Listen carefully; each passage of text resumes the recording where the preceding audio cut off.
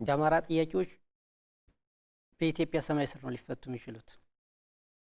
በየትኛውም ስሌት ወይም ስሜት ካርቱም ወይም መቀሌ አስመራውን የምናስመልሰው ጥያቄ የለም። ለዚህም ነው ትግሉ ተሽጧል የምንለው ማለት ነው።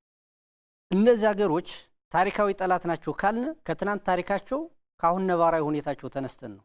ስለዚህ ታሪካዊ ጠላት የሆነ ሀገር ምን ፈልጎ ነው የሚረዳን የሚለውን ወደ ውስጥ ሳብ አድርገን ማየት መቻል አለብን። አሁን ለህዝብ ነው የወጣን ካልን ህዝብ ይዳን ካልን ካጉል ፉከራ ሽለላው ወጠን ጊዜ ሰጠን የጭሞና ጊዜ ሰጠን ህዝባችን የሚድንበትን ካሰብ ነው ግብጽ የአማራ ህዝብ ተበደለ ብላ አይደለም እየረዳችን ያለች የምትፈልገው ነገር ስላለ ነው። ሱዳን ምን ፈልጋ ነው ህዋትም ኤርትራም ከአማራ ህዝብ ላይ የምትፈልገው ጉዳይ ኢሹ ስላላት ነው እኛን እየረዳች ያለች እንጂ ከሌላው የኢትዮጵያ ማህበረሰብ ለአማራ ህዝብ ነው ይቀርብለታለሁ ብላ አይደለም። አመራሮች የኛ አመራሮችም ይሄን ጉዳይ አጣውት አይደለም ያልተቀደሰ ጋብቻ እየፈጸሙ ያሉት ማለት ነው። የተራዘመ ትግል አድርገው የራሳቸውን ኢኮኖሚ እያካበቱ ስለሆነ ነው።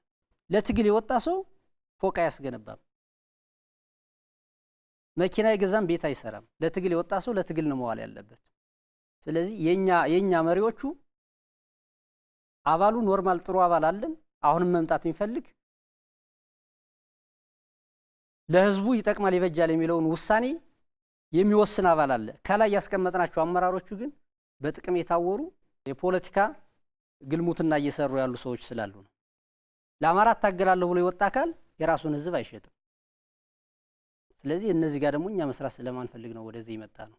ህዋት በእጃዙር እየረዳች ያለችን ወልቃይትና ራያን ተወስጃለች የሚል ከኛ አመራሮች ጋር ስምምነት ስላላት